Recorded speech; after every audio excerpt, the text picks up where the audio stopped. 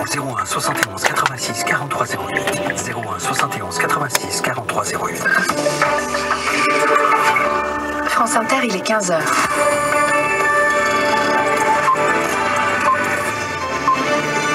Les informations, Viviane Le Guen, bonjour. Bonjour. Berlin et Paris appellent Moscou à faire pression sur la Syrie pour un cessez-le-feu immédiat.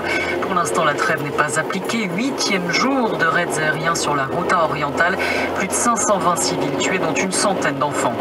Au moins un mort et 2 blessés graves après des manifestations au Congo. Des fidèles catholiques opposés au maintien au pouvoir du président Joseph Kabila. Ils ont été dispersés par des tirs à balles réelles des forces de sécurité. Une drôle de manière de procéder. Les mots de Benjamin Griveaux, porte-parole du gouvernement, pour qualifier la démarche des syndicats de cheminots. Ils appellent à la grève le 22 mars prochain pour protester contre la réforme de la SNCF. Elle sera présentée demain par le Premier ministre. Avant de déposer des préavis de grève, attendons de voir les propositions qui sont sur la table, a réagi Benjamin Griveaux, invité de France Inter à la mi-journée. Nicolas Hulot n'est pas buté sur la sortie du glyphosate, cet herbicide jugé dangereux. Il doit être interdit dans les 3 ans, mais si certains agriculteurs ne sont pas prêts, on envisagera des exceptions, dit aujourd'hui le ministre de la Transition écologique dans le journal du dimanche.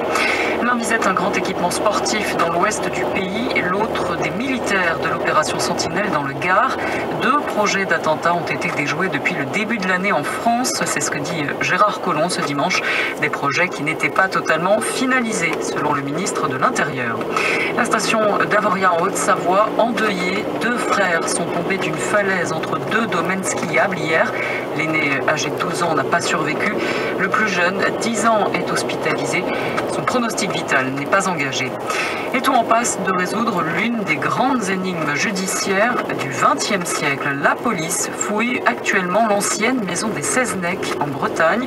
Hier, un os humain a été retrouvé. Condamné au bagne à perpétuité en 1924 pour le meurtre de Pierre Quémeneur, Guillaume Seznec a toujours clamé son innocence. Le corps du conseiller général du Finistère n'a jamais été retrouvé. Les Sud-Coréens ont transmis le flambeau à Pékin. C'est là qu'auront lieu les prochains Jeux olympiques d'hiver. Dans 4 ans, cérémonie de clôture à la mi-journée durant laquelle les athlètes français ont notamment exhibé leurs médailles. 15 médailles pour les Français. Des Jeux qui entreront peut-être un jour dans l'histoire pour des motifs diplomatiques également. D'après la présidence sud-coréenne, la Corée du Nord, invitée à la cérémonie, est disposée à parler avec les États-Unis. La 2e place du podium, mais cette fois celui de Ligue 1 de football, dans la ligne de mire des Marseillais. Ils affrontent le PSG sur sa pelouse, celle du Parc des Princes tout à l'heure à 21h. À suivre dès à présent Bordeaux-Nice, le match vient de débuter. Et puis Lyon-Saint-Etienne, c'est à partir de 17h. Et il va faire froid sur les terrains, les pelouses de Ligue 1. La vague d'air froid venue de Sibérie gagne une large partie du pays dans la soirée et la nuit. Lundi, mardi et mercredi pourraient être les journées les plus froides de l'hiver, avec des températures ressenties très basses jusqu'à moins 18 degrés. Waouh, mai 68, je dirais nous. Jean Lebrun. C'est un événement collectif et moi j'étais juste un gamin, un étudiant de 18 ans dans la cour de la Sorbonne.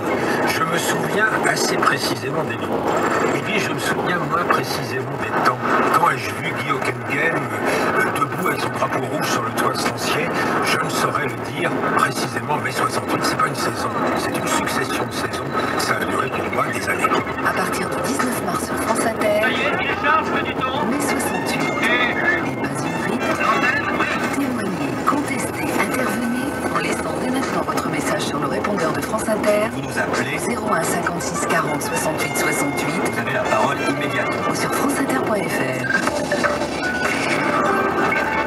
À suivre sur France Inter, le grand atelier Vincent Josse.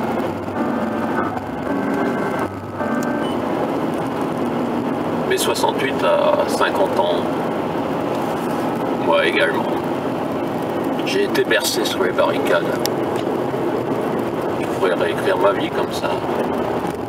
Mais non, il n'y avait pas de barricades dans mon village agricole. Dans mon monde paysan qui vivait encore au Moyen-Âge. Le progrès est arrivé après.